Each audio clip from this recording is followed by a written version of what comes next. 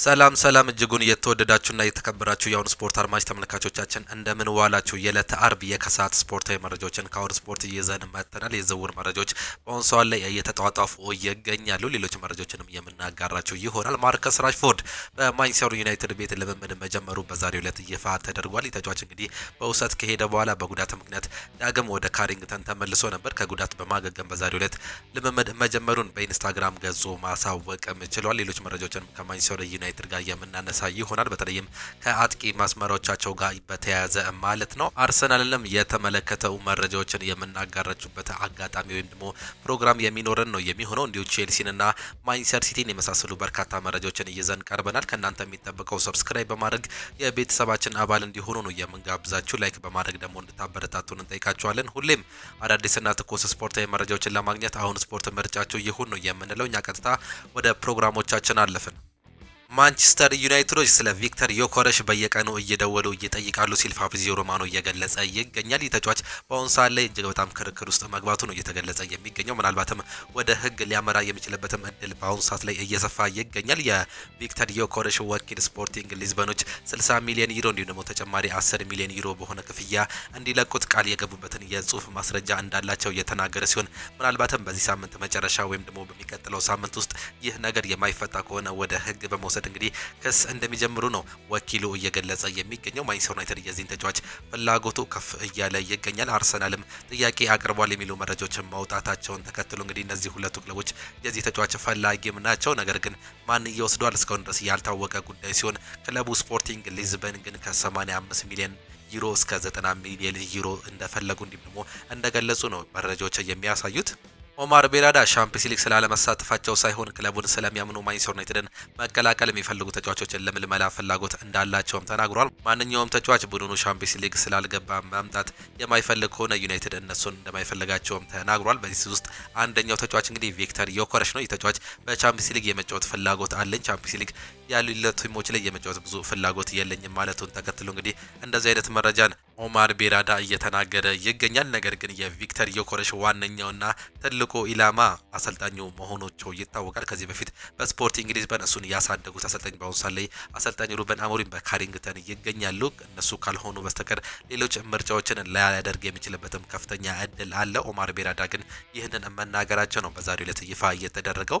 ማንቸስተር ዩናይትድ የቅድመ ውድድር ዘመን ከመጀመሩ በፊት የብሪያን ምቤሞን ዝውውር ለማጠናቀቅ ወስነዋል። ለዚህም ተጫዋች ብዙ ሙከራዎችን እያደረገ ሲሆን በአሁኑ ሰዓት ላይ ዳግም በሚከፈተው የዝውውር መስኮት የመጀመሪያ ፊርማቸው ሊሆን ይችላል። በክለቡ ደግሞ በክረምቱ የሚያስፈርሙት ሁለተኛ ፊርማቸው ሊሆን እንደሚችል ነው እየተገለጸ የሚገኘው። ማቲያስ ኩኛ በማንቸስተር ዩናይትድ ቤት የ5 ዓመት ኮንትራት መፈረሙ የሚዘነጋ ጉዳይ አይደለም። ይህ ደግሞ በሁለተኛ ዕለት የሚፈርመው ብሪያን ምቤሞ ይሆናል ተብሎ ይጠበቃል። ማንቸስተር ዩናይትዶች ለቪክተር ዮከረስ ትልቅ ገንዘብ መክፈል እንደማይፈልጉ ፒተር ሃል ይዤ አግኝቻለሁ ያለው መረጃም ያሳያል። ማንቸስተር ዩናይትዶች ከ60 ሚሊዮን ዩሮ በላይ ለዚህ ተጫዋች ማውጣት አይፈልጉም። ስፖርቲንግ ሊዝበኖች 85 ሚሊዮን ዩሮ እየጠየቁም ይገኛሉ። ማንቸስተር ዩናይትዶች ወጣቱን አማካይ አይደን ሃግኒን ይፈልጉታል። የመሃል ሜዳ ችግራቸውን ለመቅረፍ ከተመለከቷቸው ተጫዋቾች ውስጥ የ22 ዓመቱ ወጣቱ አማካይ አይደን ሃግኒን ይገኝበታል። ማንቸስተር ዩናይትዶች በተጫዋቹ ላይ ክትትል እያደረጉ እንደሚገኙ ነው የሚኑ ጸሐፊ እየገለጸ የሚገኘው። አይደን ሃግኒን እንግሊዛዊ የ22 ዓመት ወጣት የአማካኝ ስፍራ ተጫዋች ነው። ሃግኒን ከሚድልስብሮ አሰልጣኝነቱ ከመሰናበቱ በፊት በቀድሞ የማንቸስተር ዩናይትድ ሌጀንድ ስል በማይክል ካሪክ ስር ሲሰለጥን የቆየ እንዲሁም ደግሞ በሱ ስር ወሳኝ ድንቅ ጊዜን ያሳለፈ ተጫዋችም ነው። የአይደን ሃግኒን የዝውውር ዋጋ ከ20 እስከ 25 ሚሊዮን ፓውንድ በዋጋ ቅናሽ ሊገኝበት የሚችልበት ቅናሽ አጋጣሚ እንዳለ ነው እየተገለጸ የሚገኘው። ማንቸስተር ዩናይትዶች ካለው የበጀት አኳያ ሁኔታው አንጻር ተስማሚ የዝውውር ስትራቴጂ ሊሆን እንደሚችልም መረጃዎች እየወጡ ይገኛሉ። አይደን ሃግኒን እንዲሁም የዓለም ክለቦች ላይ ካሉ አንደር 23 ሚድፊልደሮች ጋር ስንመለከት ብዙ የኳስ ንክኪዎችን መፈጸም የቻለ ተጫዋች ነው። ብዙ የመከላከል እንቅስቃሴዎችንም ያሸነፈ ተጫዋች ሲሆን ብዙ ፕሮግረስ የሚያደርጉ ኳሶችንም የሚገፋ ተጫዋች እንደሆነ ነው ስታቲክሱ የሚያሳየው። ብዙ የተሳካ ኳሶችንም ያቀበለ ተጫዋች ነው። ከአንደር 23 ተጫዋቾች ጋር ሲወዳደር ብዙ የተሳኩ ወደፊት የሚሄዱ ኳሶችንም ያቀበለ ተጫዋች ነው። ብዙ አጭር ኳሶችን ማቀበል የቻለ ተጫዋች ሲሆን ብዙ ፕሮግረሲቭ ኳሶችን ያቀበለም ተጫዋች ነው። በመጨረሻ ሜዳ ላይም ብዙ ኳስ እየነካ ተጫዋች መሆኑ ነው ከአንደር 23 ተጫዋቾች ጋር ሲመዛዘን የሚያሳየው የሱ ቁጥራዊ መረጃ። በዚህ ማንቸስተር ዩናይትዶች የግላቸው ለማድረግ ካሁኑ ጥረትም ጀምሯል። አሰልጣኝ ሩበን አሞሪምንም ጨምሮ የማንቸስተር ዩናይትድ ሰዎች በዚህ ክረምት የአጥቂ ሂደታቸው በስኬት የማይጠናቀቅ ከሆነ ኔዘርላንዳዊውን የፊት ተጫዋች ጆሹዋ ዚርክዚ በቀጣይ የውድድር ዓመት ከብሪያን ምቤሞ እንዲሁም ደግሞ ማቲያስ ኩኛ ጋር በፊት መስመሩ ላይ የመጣመር ድንቅ አገልግሎት ይሰጣል ተብለው እንደሚያምኑ ነው የፒተን ሃል ይዞት የወጣው መረጃ የሚያሳየው። በአሁኑ ሰዓት ላይ በራስመስ ሆይሉንድ ተስፋ የቆረጠው አሰልጣኝ ሩበን አሞሪም ሌሎች ተጫዋቾችን እየተመለከተም ይገኛል። ከነዚህ መካከል እንግዲህ የቀድሞ የክለብ አጋሩ የነበረው እንዲሁም ደግሞ ሲያሰለጥነው የነበረው በስፖርቲንግ ሊዝበን የሚታወቀው ቪክተር ዮኮሬሽን እየተከታተለም ይገኛል። የዚህ ዋነኛ ችግር የማንቸስተር ዩናይትድ ቻምፒየንስ ሊግ አለመግባት እንዲሁም ደግሞ በስፖርቲንግ ሊዝበን እየተጠየቁት 85 ሚሊዮን ዩሮ ነው። ነገር ግን ይህ ተጫዋች የመምጣት እድል ካለው ከብሪያን ምቤሞ እንዲሁም ደግሞ ማቲያስ ኩኛ ጋር ፊት ለፊት ወይም ደግሞ ወሳኝ አጥቂ በመሆን የ9 ቁጥር ቦታን ይመራል ተብሎ ይጠበቃል። ምናልባት ማንቸስተር ዩናይትድ በ10 ቁጥር ቦታ ላይ ማቲያስ ኩኛ እንዲሁም ደግሞ ብሪያን ምቤሞ በመጠቀም በኋላ መስመር ላይ ደግሞ ምናልባት ብሩኖ ፈርናንዴዝ ጋር አንድ የተከላካይ አማካይ ስፍራ ተጫዋች ያጣምራሉ ተብሎ እንደሚጠበቅ ነው የፒት ሃል መረጃም የሚያሳየው። ሌላኛው ዛሬ የወጣው መረጃ የሚያሳየው እንግዲህ ማርከስ ራሽፎርድ ወደ ልምምድ መመለሱ ነው እየተገለጸ የሚገኘው። ይህ ተጫዋች በአስቶን ቪላ ቤት የውሰት ውሉን ካጠናቀቀ በኋላ ወደ ማንቸስተር ዩናይትድ መመለሱን ተመልክተን ነበር። ጥሩ እንቅስቃሴን ማድረግ የቻለው ማርከስ ራሽፎርድ በጉዳት ምክንያት ነበር ወደ ካሪንግተን መመለስ የቻለው። ከዛም በኋላ የጉዳት ጊዜዎችን በማንቸስተር ዩናይትድ ያሳለፈው ሲሆን በአሁኑ ሰዓት ላይ ደግሞ ወደ ልምምድ መመለሱን በኢንስታግራም ገጹ ማሳወቅም ችሏል። ከሰኞ እስከ አርብ ሁሉንም በልምምድ አሳልፋለሁ ሲል በኢንስታግራም ገጹ የገለጸው ማርከስ ራሽፎርድ በማንቸስተር ዩናይትድ ቤት የመቀጠል እድሉ በአሁኑ ሰዓት ላይም እጅግ በጣም የጠበበ ነው። ከማንቸስተር አካዳሚ ያደገው ይህ ማርከስ ራሽፎርድ በ28 ዓመቱ እንግዲህ ከማንቸስተር ዩናይትድ ጋር ይለያያል ተብሎ የሚጠበቅ ተጫዋችም ያደርገዋል። በርካታ ክለቦች በአሁኑ ሰዓት ላይ እሱን ፈልገው እየመጡ አይገኝም። እሱ ወደ ስፔን መሄድም ያቀናል። ባርሴሎና ምርጫው እንደሆነ ነው እየተገለጸ የሚገኘው። ነገር ግን ምናልባት ከአሰልጣኝ ሩበን አሞሪም ጋር የመስማማት እድል ካላቸው ዳግም በ2025/26 የውድድር ዘመን በእንግሊዝ ፕሪሚየር ሊግ በማንቸስተር ዩናይትድ ከአሰልጣኝ ሩበን አሞሪም ጋር የመታየት እድል ሊኖረው የሚችልበትም አጋጣሚ እንዳለ በአሁኑ ሰዓት ላይ ፍንጮች እየወጡ ይገኛሉ። ነገር ግን አሰልጣኝ ሩበን አሞሪም ይህን ተጫዋች እንደማይፈልጉት ገልጿል። እንዲሁ ደግሞ ፋብሪዚዮ ሮማኖ እንደገለጸው ከሆነ ይህ ተጫዋች ይለቃል ሲልም ነው ያረጋገጠው። ቼልሲ እንዲሁም ደግሞ አርሰናል በዚህ ክረምት የአትሌቲክ ቢልባውን ኮከብ ኒኮ ዊሊያምስን ለማስፈረም ከባየር ሙኒክ ጋር ፉክክር ሊፋለሙ እንደሚችሉ ቲዮሪ አስ ይዞት የወጣው መረጃ ያሳያል። የተጫዋች በበርካታ ክለቦች እየተፈለገ ይገኛል። ነገር ግን በአሁኑ ሰዓት ላይ ቅድሚያ እየተሰጠው የሚገኘው ጉዳይ በተለይም ባየር ሙኒክ ይህን ተጫዋች የራሱ ለማድረግም ይፈልጋል። በክንፍ ቦታ ላይ የተለያዩ ተጫዋቾችን ይለቃል ተብሎ የሚጠበቀው ባየር ሙኒክ ሌሮይ ሳኔን ወደ ጋላታሳራይ መላኩም ታውቋል። ከዚህ በላይ ደግሞ እነ ኪንግስሌይ ኮልማን የሚለቁ ተጫዋቾችም ናቸው። ቶማስ ሙለር እንዲሁ በዚህ ክረምት እንደለቀቀ ይታወቃል። ይህም ቦታ ከቨር ለማድረግ ወይም ደግሞ ለመተካት ሲል ኒኮ ዊሊያምስን ከስፔን አትሌቲኮ ቢልባኦ ለማምጣትም ፍላጎት አለው። አርሰናል እንዲሁም ደግሞ ቼልሲዎች የዚህ ተጫዋች ፈላጊ መሆናቸው የማይዘነጋም ጉዳይ ነው። ጄምስ ማካቴ ስለ እንግሊዝ ከ21 ዓመት በታች ቡድን ሀሳቡንም ሰጥቷል። ዋናው የመጫወት እድል ማግኘት ነው። በዚህ ዓመት በማንቸስተር ሲቲ ያገኘዋቸውን ትንሽ ደቂቃዎች አስደስተውኛል። ነገር ግን የክለቦች የዓለም ዋንጫ ላይ ከመጫወተው በላይ እዚህ የተሻለ አስተዋጽኦ ማድረግ እንደምችል አስባለሁ። የውድድር የተሻለ ልምድ የማገኝበት ነው ሲል ሀሳቡንም ሰጥቷል። እንዲሁ የመጀመሪያ የዓለም አቀፍ ውድድር ነው ሲል ሀሳቡንም ተሰጥቷል። ይህ ተጫዋች አሜሪካ የምንሄደው ለማሸነፍ ነው ሲል ነው አሰልጣኙ የተናገረው። የማንቸስተር ሲቲ ዋና አሰልጣኝ ፔፕ ጋርዲዮላ የክለቦች የዓለም ዋንጫ አስፈላጊ ውድድር ነው ሲሉ ገልጿል። አጠቃላይ የዓለም ሕዝብ ይመለከተናል ሲሉ ውድድሩን የገለጹት ፔፕ ጋርዲዮላ አብዛኞቹ የዓለም ምርጥ ክለቦች ይሳተፋሉ ሲሉ ገልጿል። የማረጋገጥላችሁ ነገር ወደ አሜሪካ የምንሄደው ውድድሩን ለማሸነፍ ነው ሲሉ አሰልጣኝ ፔፕ ጋርዲዮላም ተናግሯል። በዚህ ከሳምንታት በኋላ በሚጀምረው በዚህ የውድድር ላይ እንግዲህ የራሳቸውን አስተዋጽኦ ለማድረግም እንደሚሄዱ ነው መረጃዎችም የሚያሳዩት። አሁን እየወጡ ባሉ መረጃዎች መሰረት ከሆነ ቱርካዊ ባለተሰጥኦ አማካይ አርዳ ጉለር በዓለም ክለቦች ዋንጫ ለአሰልጣኝ ዣቪ አሎንሶ ቁልፍ ተጫዋች ከመሆኑ ባለፈ ቋሚ ተጫዋች ይሆናል የሚሉ መረጃዎች እየወጡ ይገኛሉ። ይህ ተጫዋች ቤስት 11 ውስጥ ይገኛል የሚሉ መረጃዎች እየበዙም ነው የሚገኙት። የ24 ዓመቱ ብራዚላዊ የቀኝ ክንፍ ተጫዋች ሮድሪጎ ጊዮዥ በጣም ጓጉቷል። እናም ስፔናዊ አሰልጣኝ ዣቪ አሎንሶ ወደ ቡድኑ ከመጣ በኋላ ተጫዋቹ በጣም እጅጉን ተለውጧል የሚሉ መረጃዎች እየወጡ ሲሆን የሳምባው ኮከብ የዓለም ክለቦች ዋንጫ ላይ በሪያል ማድሪድ ቤት ለማሳካት ህልምም አለው። ቤተሰቡ ከዣቪ አሎንሶ ጋር ያላቸው ግንኙነት በጣም ጥሩ ነው ሲል አስ ይዞት የወጣው መረጃም ያሳያል። ተጫዋች በአርሰናል እንዲሁም ደግሞ በሌሎች ክለቦችም ይፈልጋል። የፊፋ የትኬት ዋጋ መቀነሱም ተገልጿል። በዛሬው ዕለት በአዲስ የውድድር ቅርጽ የሚካሄደውን የሚጀምረው የዓለም ክለቦች ዋንጫ በመግቢያ ትኬት ቅናሾች ማሳየታቸው ነው የተገለጸው። በፍላጎት ማነስ ምክንያት ዋጋው መቀነሱ ሲገለጽ ከ$300 ወደ $48 ድረስ ዋጋ ቅናሽ መደረጉ ነው የተገለጸው። የውድድር መክፈቻ ጨዋታ በሊዮኔል ሜሲው ኢንተር ሚያሚ እንዲሁም ደግሞ በግብፁ አልሂላል ሲደረግ የመግቢያ ዋጋው እስከ $250 መቀነሱ ነው የታወቀው። ኒኮ ዊሊያምስ አሁን ላይ ለባየር ሙኒክ ዋና የክረምት እቅድ መሆኑን ፋብሪዚዮ ሮማኖ እያስነበበም ይገኛል። ተጫዋቹ እስካሁን የወደፊት ውሳኔውን አልወሰነም። አትሌቲኮ ማድሪዶች የቴዮ ሄርናንዴዝን ከኤሲ ሚላን ለማዛወር ከጫፍም ደርሷል። የስፔኑ ክለብ አትሌቲኮ ማድሪድ ለማስፈረም የመጨረሻ ድርድር ላይ እንደሚገኙ ነው እየተገለጸም የሚገኘው። ቼልሲ እንዲሁም ደግሞ ሊቨርፑልና ፒኤስጂ ቶማስ አራሆን ለማስፈረም የሚያደርጉት ፉክክርን ቀጥሏል። ሊቨርፑል ከፍተኛ ፍላጎት ባለው ተከላካዩን የግል ለማድረግ ባይንቀሳቀስም ፒኤስጂ ግን ለተጫዋቹ ሁኔታ ቤኔፊካን አነጋግሮ ከቀናት በፊት ድርድር ጀምሮም ነበር። አሁን ላይ ግን በፉክክሩ ቼልሲ ተቀላቅሏል። የቶማስ አራሆ ዝውውር 80 ሚሊዮን ዩሮ ነው ሲል የፖርቹጋሉ ታማኝ ጋዜጣ ይዞት የወጣው መረጃም ያሳያል። በአዲስ የውድድር ቅርጽ ለ25ኛ ጊዜ በሚደረገው የክለቦች ዓለም ዋንጫ ፊፋ ዳኞች በሰው ሰራሽ አስተውሎት ታግዘው የውሳኔ አሰጣጣቸውን የሚያስተላልፉበት አዲስ ቴክኖሎጂ እንደሚጠቀሙም ነው የተገለጸው። በሰው ሰራሽ አስተውሎት የሚደገፉት እንዲሁም ደግሞ በዳኞች ጆሮ ላይ የሚንጠለጠልለት ትናንሽ ካሜራዎች ከፊት ለፊታቸው የሚከናወኑ ድርጊቶች ሁሉ ተከታትለው ይመዘግባሉ። ካሜራዎቹ ሁሉንም የጨዋታ ሂደቶችን የጨዋታዎችን በሚያስተላልፉበት ቴሌቪዥኖች በኩል ለተመልካች የሚያደርሱ ሲሆን እንደ ፍጹም ቅጣት ምት ጥያቄ ያለው አጨቃጫቂ እንዲሁም ደግሞ የጨዋታው ውሳኔ ላይ ተጽዕኖ የሚፈጥሩ ድርጊቶች ላይ ለመለየት የሚያግዙ ናቸውም ተብሏል። በተጨማሪም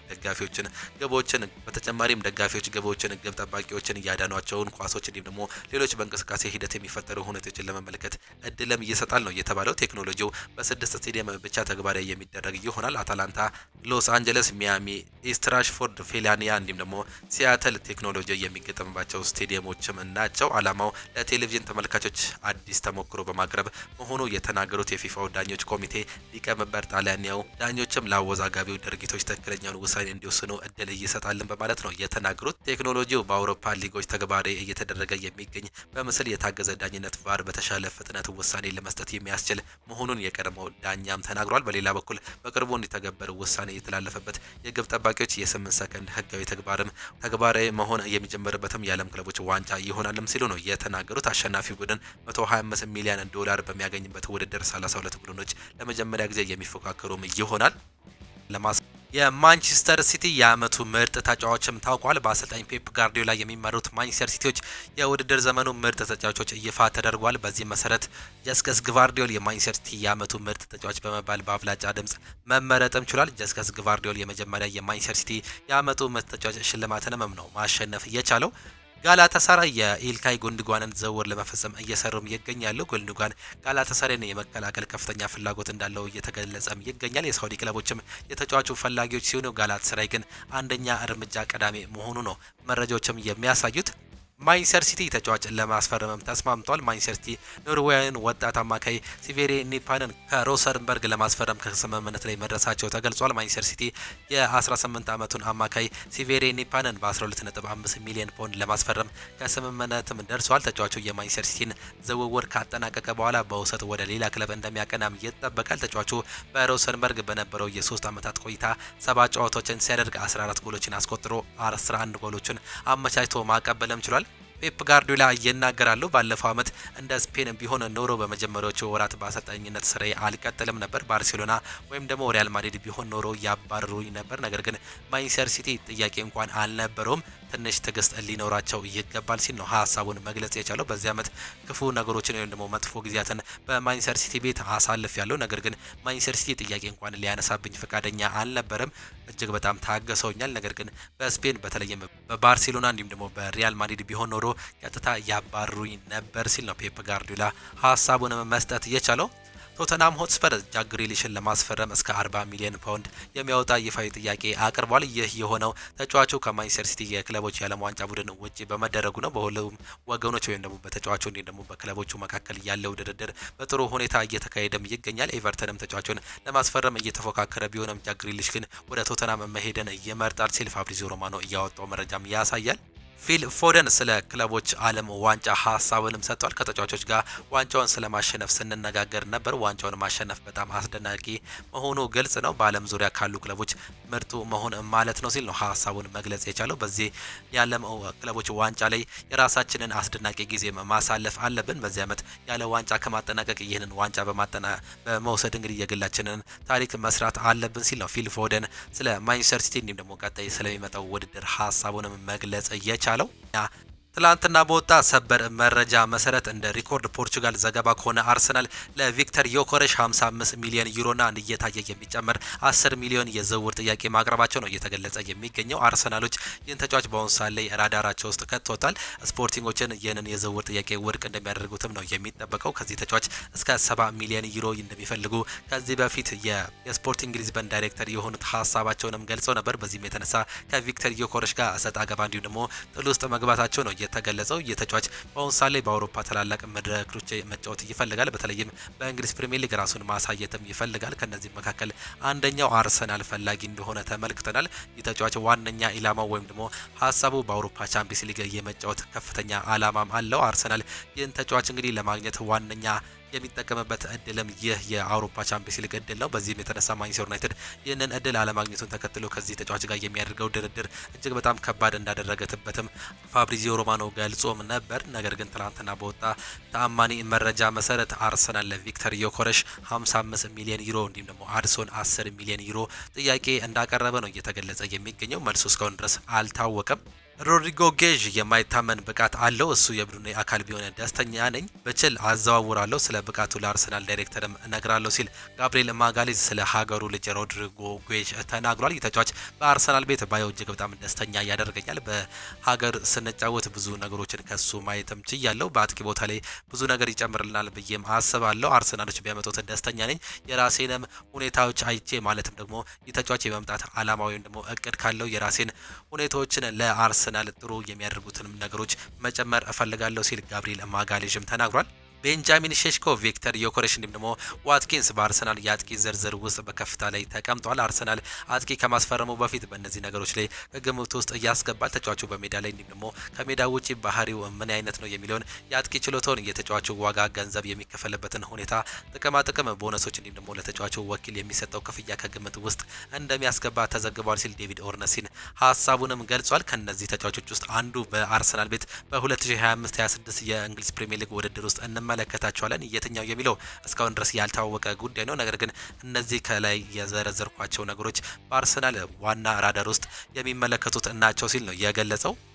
ኬፓ አሪዛባላጋ አርሰናልን ለመቀላቀል ተስማምቷል። ይህ ማለት አርሰናል አሁን ላይ የውል ማፍረሻውን መክፈልም ይኖርበታል። እስካሁን ዝርዝሩ አልተጠናቀቀም። እናም ይህ በፍጥነት ይጠናቀቅ ወይም ደግሞ ተጨማሪ ጊዜ ይውሰድ እንደሆነ አናውቅም። ነገር ግን ዝውውሩን ለማጠናቀቅ እየተሰራ ነው ሲል ዴቪድ ኦርነስቲን ተጨማሪ መረጃን ይዞ መውጣት ችሏል። ከዚህ በፊት እንግዲህ በ5 ሚሊዮን ፓውንድ የውል ማፍረሻ አርሰናሎች ይህን ተጫዋች ለማምጣት ከጫፍ መድረሳቸው ተገልጾም ነበር። ነገር ግን ምንም አይነት ከዛ በኋላ የወጡ መረጃዎች አልነበሩም። ዴቪድ ኦርነስቲን ትላንትና ባወጣው መረጃ መሰረት እንግዲህ የተጫዋች ከአርሰናል ጋር ሙሉ ስምምነት ላይ መድረሱ ነው እየተገለጸ የሚገኘው። ከቼልሲም እንግዲህ ወደ አርሰናል በ5 ሚሊዮን ፓውንድ ይደርሳልም ተብሎ ይጠበቃል።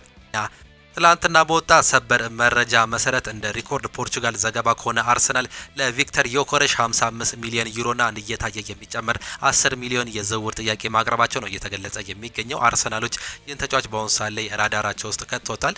ስፖርቲንጎችን ይህንን የዝውውር ጥያቄ ውድቅ እንደሚያደርጉትም ነው የሚጠበቀው። ከዚህ ተጫዋች እስከ 70 ሚሊዮን ዩሮ እንደሚፈልጉ ከዚህ በፊት የስፖርቲንግ ሊዝበን ዳይሬክተር የሆኑት ሀሳባቸውንም ገልጸው ነበር። በዚህም የተነሳ ከቪክተር ዮከረስ ጋር እሰጥ አገባ እንዲሁም ደግሞ ጥል ውስጥ መግባታቸው ነው የተገለጸው። የተጫዋች በአሁኑ ሰዓት ላይ በአውሮፓ ታላላቅ መድረኮች መጫወት ይፈልጋል። በተለይም በእንግሊዝ ፕሪሚየር ሊግ ራሱን ማሳየትም ይፈልጋል። ከነዚህ መካከል አንደኛው አርሰናል ፈላጊ እንደሆነ ተመልክተናል። የተጫዋች ዋነኛ ኢላማው ወይም ደግሞ ሀሳቡ በአውሮፓ ቻምፒየንስ ሊግ የመጫወት ከፍተኛ አላማም አለው። አርሰናል ይህን ተጫዋች እንግዲህ ለማግኘት ዋነኛ የሚጠቀምበት እድልም ይህ የአውሮፓ ቻምፒየንስ ሊግ እድል ነው። በዚህም የተነሳ ማንቸስተር ዩናይትድ ይህንን እድል አለማግኘቱን ተከትሎ ከዚህ ተጫዋች ጋር የሚያደርገው ድርድር እጅግ በጣም ከባድ እንዳደረገበትም ፋብሪዚዮ ሮማኖ ገልጾም ነበር። ነገር ግን ትናንትና በወጣ ተአማኒ መረጃ መሰረት አርሰናል ለቪክተር ዮከረስ 55 ሚሊዮን ዩሮ እንዲሁም ደግሞ አድሶን 10 ሚሊዮን ዩሮ ጥያቄ እንዳቀረበ ነው እየተገለጸ የሚገኘው። መልሱ እስካሁን ድረስ አልታወቀም።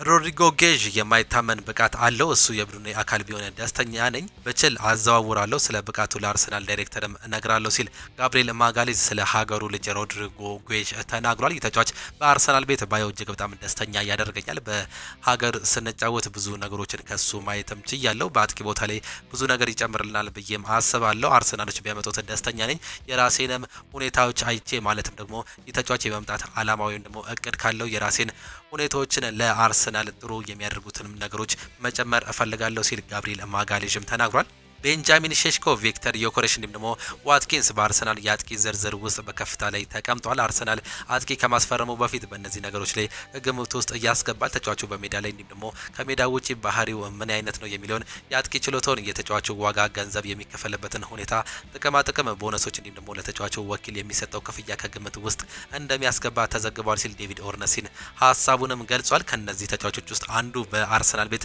በ2025/26 የእንግሊዝ ፕሪሚየር ሊግ ውድድር ውስጥ እንመለከታቸዋለን። የትኛው የሚለው እስካሁን ድረስ ያልታወቀ ጉዳይ ነው። ነገር ግን እነዚህ ከላይ የዘረዘርኳቸው ነገሮች በአርሰናል ዋና ራዳር ውስጥ የሚመለከቱት ናቸው ሲል ነው የገለጸው። ኬፓ አሪዛባላጋ አርሰናልን ለመቀላቀል ተስማምቷል። ይህ ማለት አርሰናል አሁን ላይ የውል ማፍረሻውን መክፈልም ይኖርበታል። እስካሁን ዝርዝሩ አልተጠናቀቀም። እናም ይህ በፍጥነት ይጠናቀቅ ወይም ደግሞ ተጨማሪ ጊዜ ይውሰድ እንደሆነ አናውቅም። ነገር ግን ዝውውሩን ለማጠናቀቅ እየተሰራ ነው ሲል ዴቪድ ኦርነስቲን ተጨማሪ መረጃን ይዞ መውጣት ችሏል። ከዚህ በፊት እንግዲህ በ5 ሚሊዮን ፓውንድ የውል ማፍረሻ አርሰናሎች ይህን ተጫዋች ለማምጣት ከጫፍ መድረሳቸው ተገልጾም ነበር። ነገር ግን ምንም አይነት ከዛ በኋላ የወጡ መረጃዎች አልነበሩም። ዴቪድ ኦርነስቲን ትላንትና ባወጣው መረጃ መሰረት እንግዲህ የተጫዋች ከአርሰናል ጋር ሙሉ ስምምነት ላይ መድረሱ ነው እየተገለጸ የሚገኘው። ከቼልሲም እንግዲህ ወደ አርሰናል በ5 ሚሊዮን ፓውንድ ይደርሳልም ተብሎ ይጠበቃል። አመታት ቶም ክሌቨርሌ በኃላፊነት ሊሾም ነው። እንግሊዛዊ የቀድሞ የመሃል ሜዳ ተጫዋች የሆነው ቶም ክሌቨርሌ ፕሌይማውዝን በኃላፊነት ለመረከብ መቃረቡ ተገልጿል። ፕሌይማውዝ በዚህ አመት ከሻምፒዮንሺፕ መውረዱን ተከትሎ በሚቀጥለው አመት በሊግ 1 የሚወዳደርም ይሆናል። የመጀመሪያ አሰልጣኝነት ህይወቱን በዋትፎርድ የጀመረው ቶም ክሌቨርሌ ባለፈው ግንቦት ወር ከ14 ወራት በኋላ ከክለቡ ጋር መለያየቱ አይዘነጋም። የቀድሞ አማካይ ቶም ክሌቨርሌ ዋትፎርድን በ59 ጨዋታዎች መርቶ 20 ማሸነፍ ሲችል በሻምፒዮንሺፑ 14ኛ ደረጃ ይዞ ማጠናቀቅም ችሏል። የ35 ዓመቱ ቶም ክሌቨርሌ ከ2 ዓመታት በፊት ጫማውን መስቀሉ አይዘነጋም።